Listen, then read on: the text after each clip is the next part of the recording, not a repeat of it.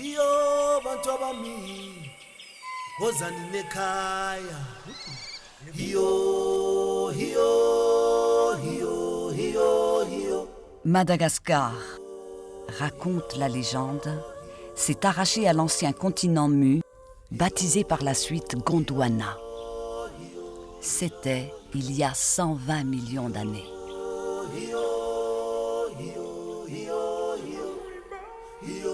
L'île s'étend sur 587 000 km² et plonge ses 5 000 km de côte directement vers les abysses, sans plateau continental.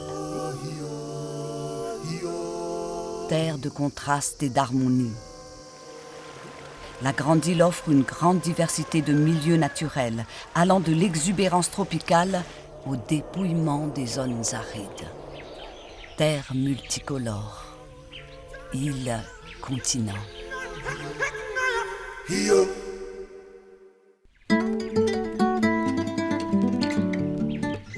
Terre d'accueil pour des faunes et des flores rencontrées nulle part ailleurs. La légende raconte que quelques lémuriens de grande taille sont devenus des hommes. Observez le caméléon. Sa démarche lui permet d'aller de l'avant sans oublier ses arrières. L'île est la maison de 5% des espèces végétales et animales de la planète. Sur les 8 espèces de baobab dans le monde, 7 se trouvent à Madagascar, dont 6 endémiques. 90% des plantes à fleurs de Madagascar, 95% des reptiles, 98% des espèces de grenouilles sont endémiques. Méga biodiversité.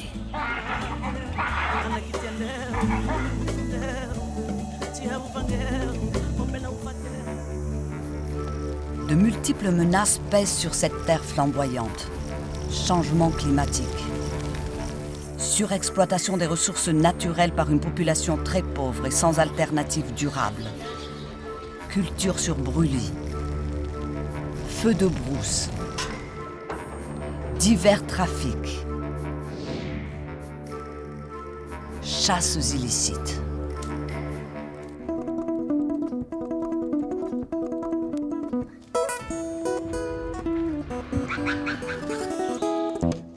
En janvier 2005, l'État malgache avec WWF et Conservation Internationale ont créé la Fondation pour les aires protégées et la biodiversité de Madagascar, reconnue d'utilité publique. Préserver et pérenniser les aires protégées est un des moyens de conservation et de valorisation de cette mégadiversité qui contribue au développement humain durable. Fort de ce principe, la Fondation s'est donnée pour mission de mobiliser des financements durables en faveur du système des aires protégées de Madagascar.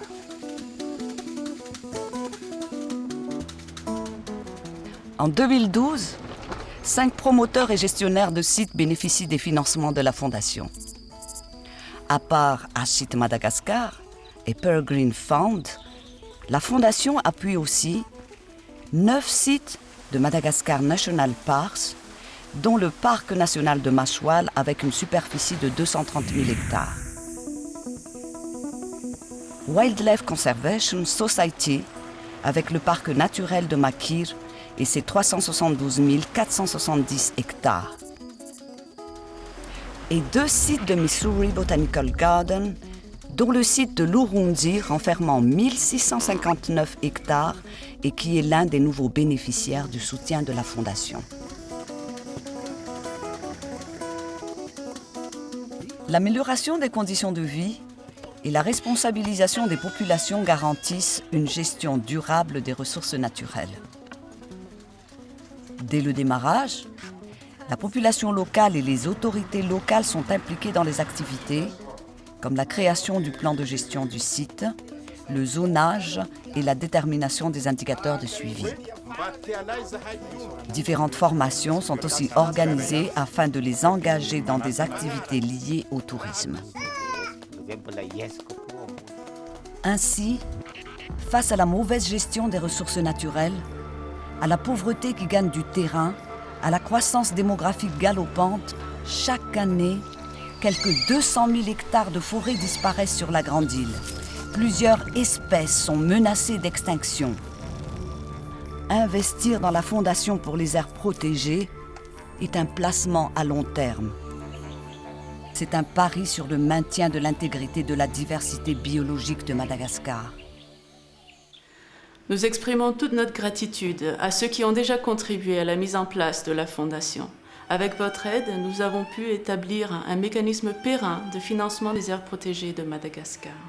Mais nous souhaitons aller plus loin. Et avec votre aide, nous pourrons préserver la flore de Madagascar, qui représente 5% de la flore mondiale, et notre faune, dont 80% est unique à Madagascar. Vous aussi, vous pouvez contribuer à la préservation de cette biodiversité pour les générations à venir. La Fondation compte sur vous.